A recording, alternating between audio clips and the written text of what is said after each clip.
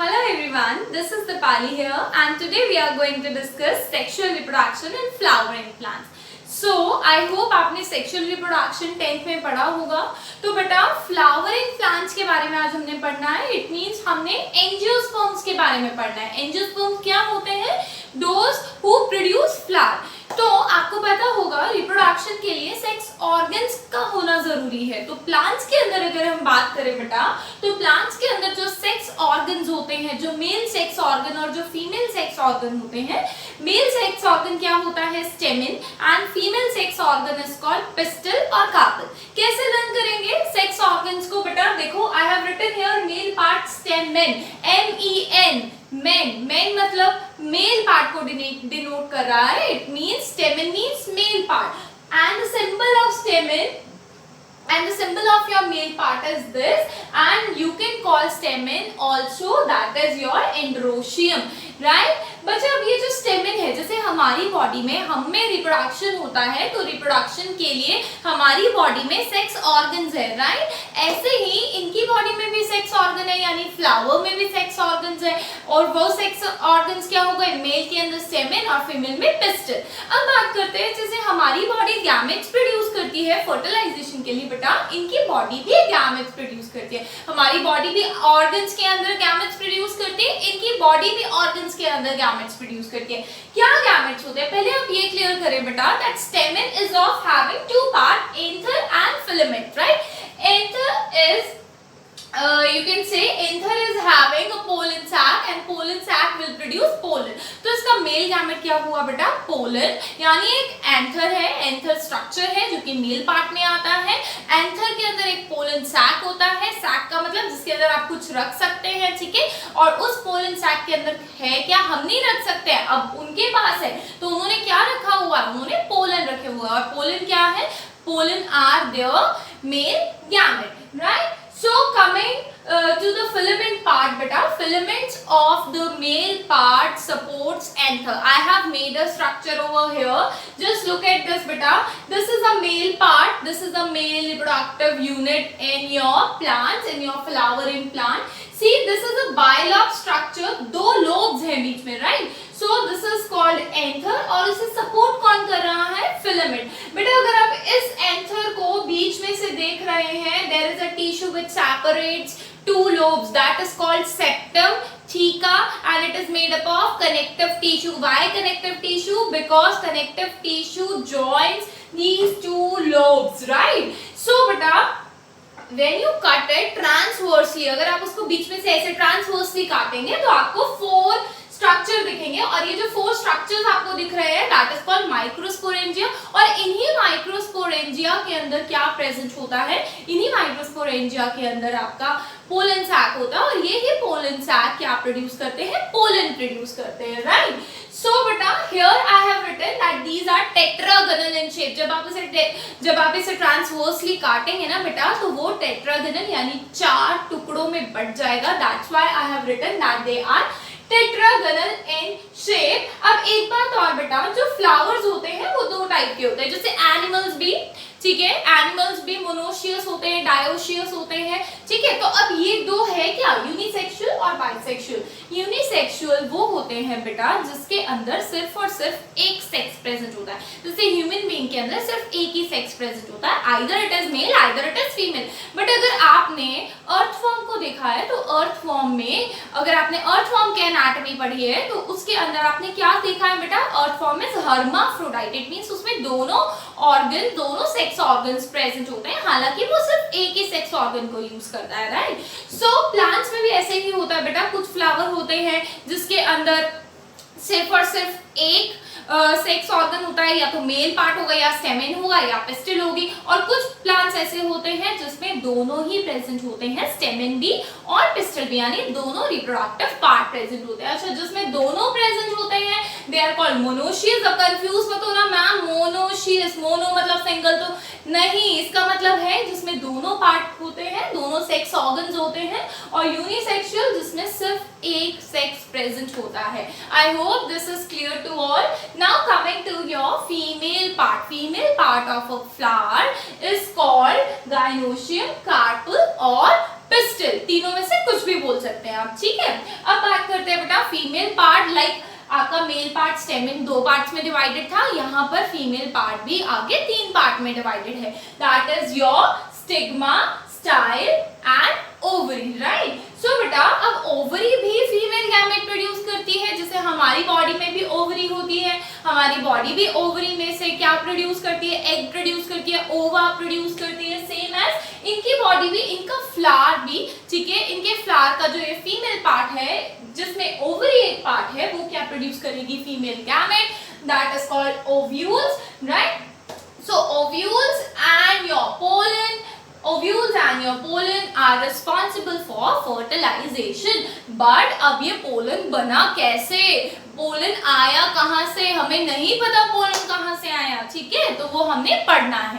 तो पोलन को पढ़ने के लिए बेटा हमने क्या चीज देखेंगे कि जो मेल रिप्रोडक्टिव यूनिट है, यानी पोलन तो मेल पार्ट है ना बेटा, मेल पार्ट का ही एक हिस्सा है, तो वो आया कहाँ से. तो सबसे पहले ये जो माइक्रोस्पोरेंजिया आपको मैंने बताया था, हम इसको तोड़ेंगे, यानी ये माइक्रोस्पोरेंजिया पोलन प्रोड्यूस करता है. तो हालांकि हम यही पढ़ेंगे कि माइक्रोस्पोरेंजिया होता क्या है, फिर हम स्टडी देखेंगे कि माइक्रोस्पोरोजेनेसिस यानी माइक्रोस्पोरोजेनेसिस मींस किस तरीके से पोलन बनते हैं, किस तरीके से फॉर्मेशन होता है पोलन का. सो चलो देखते हैं माइक्रोस्पोरेंजिया, यानी अगर हमने इस एंथर को तोड़ा, दैट एंथर को ट्रांसवर्सली कट किया. ट्रांसवर्सली क्या होता है बेटा, सी ये आपके पास एक मार्कर है, अगर हम इसको इस तरीके से कट करेंगे, ठीक है, then that is called transversely, you can say transversely हम इसको काट रहे हैं. तो अगर बात करते हैं बेटा इस एंथर की, तो इस एंथर में क्या है, माइक्रोस्पोरेंजिया है. अब ये माइक्रोस्पोरेंजिया का स्ट्रक्चर क्या होता है, माइक्रोस्पोरेंजिया के अंदर बेटा आपकी 4 लेयर होते हैं. It is very very important, ठीक है. Outer layer is epidermis. Epidermis से हमेशा आप क्या सीखते आ रहे हैं बेटा कि एपिडर्मिस क्या होता है, प्रोटेक्टिव होता है, प्रोटेक्ट करके रखता है. किससे प्रोटेक्ट करके रखेगा, जो माइक्रोस्पोर्स उसके अंदर हैं, ठीक है, उसको प्रोटेक्ट करके रखेगा. और ये सिंगल लेयर होता है, ठीक है, ये चीज आपको ध्यान रखनी है, that it is a single layer, एक ही लेयर है. Second thing is endothecium. Endothecium next layer होती है, ये थोड़ी थिक सेल्स होता है, तो वो उसका काम भी सेम है, प्रोटेक्शन, बट इनके जो सेल्स होते हैं ये कुछ थिक होते हैं. Next is your middle layer. Middle layer की बात करें हम यहाँ पर बेटा, सी ये 2 या 3 लेयर्स में होंगे, यानी एक लेयर नहीं होगी, 2 या 3 लेयर होंगे. Again you can say that it is protective in nature. And the last one, it is very very important, tapetum. Tapetum का काम क्या है बेटा, टेपटम का काम है जो माइक्रोस्पोर इसके अंदर पलेंगे या जो पोलन इसमें बनेंगे उनको नरिशमेंट देना. It is very important. क्या करेगा, ये nourishes to developing pollen grain, जो पोलन ग्रेन इसके अंदर डेवलप करेंगे उसे नरिशमेंट देना, ठीक है. So this is all about structure of microsporangium. One more thing बेटा, ये जो आपको अंदर सेल्स दिख रहे हैं ना, इसके अंदर ये वाले तो आपके माइक्रोस्पोर हो गए बेटा, these are your microspores, and the space between these microspores are called sporogenous tissue. इसका बहुत इंपॉर्टेंट रोल है, यही स्पोरोजिनस टिश्यू से आपका पोलन बनेगा. तो आपको ये स्पोरोजिनस टिश्यू याद रखना है, दैट माइक्रोस्पोरेंजियम के अंदर स्पेसेस, जो लास्ट लेयर है टेप्टम के बाद, माइक्रोस्पोरेंजियम के अंदर स्पोरोजिनस टिश्यूज होते हैं. और ये जो स्पोरोजिनस टिश्यू है, it is important for formation of your pollen grain, ठीक है. तो अब बात करते हैं बेटा आपकी माइक्रोस्पोरोजेनेसिस की. वो था माइक्रोस्पोरेंजियम का स्ट्रक्चर जिसके अंदर पोलन क्या करेंगे, डेवलप करेंगे. ये क्या है, फॉर्मेशन ऑफ पोलन. अब उसके अंदर पोलन डेवलप कर रहे हैं, और वो पोलन कैसे डेवलप करेंगे, अभी बताया स्पोरोजेनस टिश्यू की हेल्प से. तो देखो क्या लिखा है मैंने यहाँ पे, स्पोरोजेनस टिश्यू का एक एक सेल प्राइमरी मदर सेल की तरह एक्ट करेगा और पोलन मदर सेल की तरह एक्ट करेगा, ठीक है. पोलन मदर सेल यानी पोलन की जो मदर है, ऐसे लर्न कर लो, ठीक है. जो पोलन की मदर है वो पोलन प्रोड्यूस कर रही है, ठीक है. तो वो कौन से सेल्स एक्ट कर रहे हैं, स्पोरोजेनस टिश्यूज के सेल्स एक्ट कर रहे हैं पोलन मदर सेल्स की तरह. और पोलन मदर सेल्स जो है बेटा, उसने क्या किया, मियोसिस. मियोसिस मतलब अपना नंबर हाफ कर दिया.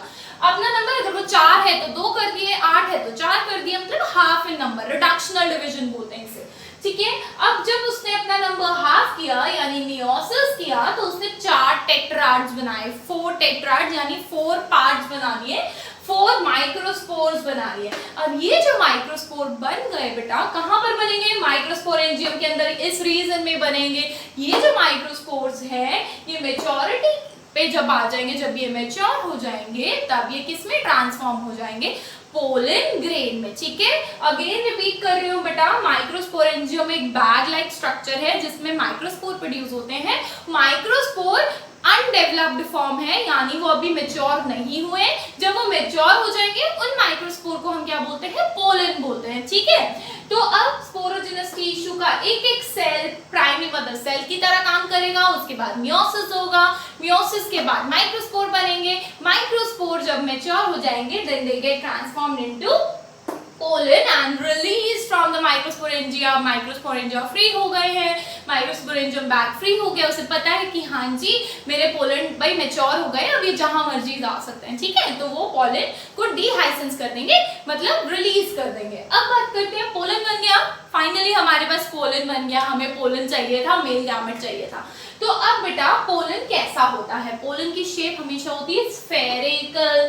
ठीक है, पोलन की शेप कैसी होती है, स्फेरिकल। सेकंड, पोलन के ऊपर 2 लेयर्स होती हैं, पहली एक्साइन, दूसरी इंटाइन। एक्साइन से क्या समझते हो, आउटर लेयर, इंटाइन से क्या समझते हो, अंदर वाली लेयर। एक्साइन जो लेयर है बेटा वो एक केमिकल की बनी हुई है, दैट इज कॉल्ड स्पोरोपोलिनिन। ठीक है, स्पोरोपोलिनिन आपको पता है पोलन को बारिश से और हार्श कंडीशन से बचा कर रखता है, यानी ये हार्श कंडीशंस को आप ये कह सकते हो पोलन उससे रेजिस्टेंट है बाहर की कंडीशन से। ठीक है, एक्साइन और इंटाइन का काम क्या है, पहले तो इंटाइन जो है बेटा वो 2 केमिकल्स की बनी हुई है, that is cellulose and pectin. 2 compounds की बनी हुई है, सेल्यूलोज एंड पेक्टिन।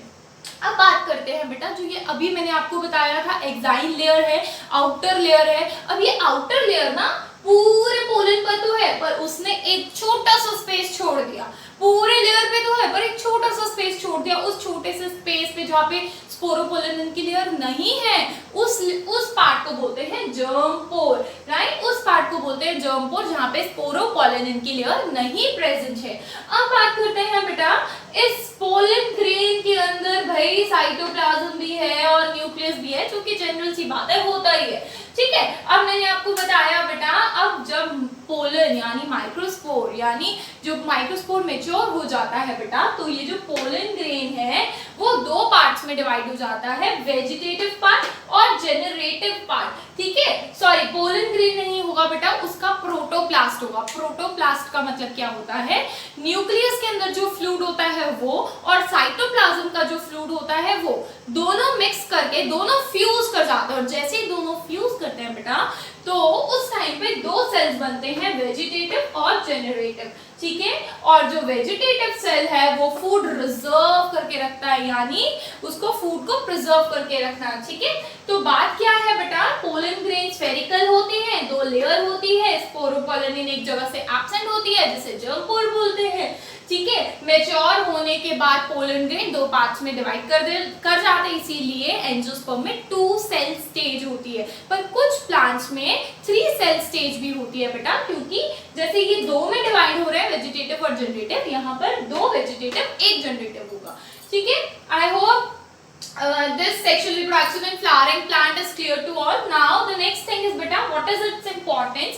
आपको पता है पोलन ग्रेन को स्टोर करने के लिए -196 डिग्री सेल्सियस पर रखा जाता है ताकि वो स्टोर रहे, और अगर कुछ अच्छे पॉलन्स को इसलिए स्टोर करके रखा जाता है ताकि उसे फ्यूचर जनरेशन के लिए अच्छे हाइब्रिड बनाने के लिए यूज किया जाए। ठीक है, और ये पोलन ग्रेन में इतना अच्छा रिजर्व फूड होता है, अभी बताया मैंने आपको। ठीक है, जो आपका ये जो वेजिटेटिव पार्ट है ये फूड को रिजर्व करके रखता है, तो ये फूड सप्लीमेंट्स में भी दिया जाता है। अब बात करते हैं बेटा अमेजिंग फैक्ट की, as you know that I will definitely give you one amazing fact after a video, right. तो अमेजिंग फैक्ट क्या है, आपने कभी देखा है, यहाँ देखो क्या लिखा है, why your finger gets prune. आप पानी में थोड़ी देर के लिए हाथ रख लो, ठीक है, आधा घंटे के लिए, आपके जो फिंगर टिप्स हैं या जो आपके जो फिंगर टिप्स है, ये जो पैरों की उंगलियां हैं, उसके ऊपर एक निशान आने लग जाते हैं, आ जाते हैं ना बेटा, वो फिंगर टिप्स ऐसे क्यों हो जाती है, प्रून क्यों हो जाती है, रिंकी क्यों हो जाती है? क्योंकि अब आप ये सोचो कि हमारी फिंगर क्या एब्जॉर्ब कर लेती है पानी को? नो, पानी एब्जॉर्ब नहीं करती है बेटा। हमारी बॉडी को भगवान ने ना बहुत अच्छा बनाया, मतलब सभी की बॉडी के अंदर एक डिफेंस पार्ट जरूर लगाया है। ऐसे ही बेटा क्या होता है, अगर आप पानी में हो तो हमारी बॉडी में अपने आप हमारी स्किन क्या हो जाती है, प्रून हो जाती है, यानी रिंकल्स पड़ने लग जाते हैं हमारे हाथों के टिप्स पर और पैरों की उंगलियों के टिप्स पर। ऐसा इसलिए होता है क्योंकि आप अगर पानी में कुछ पकड़े, ठीक है, अगर आप कुछ भी पकड़ते हैं या पानी में खड़े रहना है आपने, ठीक है, अगर आपकी फिंगर के टिप्स या आपकी लेग्स के फिंगर्स के टिप्स अगर प्रून नहीं होंगी, रिंकी नहीं होंगी, तो आपकी ग्रिप नहीं बनेगी पानी में। और आपको पता है पानी में है अगर हो आप तो आपको ग्रिप बनानी जरूरी है, अगर ग्रिप नहीं बनेगी तो आप फिसल जाएंगे, ठीक है। तो इस वजह से हमारी जो फिंगर्स होती हैं या जो अगर आप पानी में हो उस टाइम आपकी फिंगर्स प्रून हो जाती है, रिंकी हो जाती है। This is the fact behind this, that why our fingers in water get prune or wrinkly. I hope you like today's video. If you really like the video, please do subscribe my channel and do share this video with your friends and family. Thank you everyone.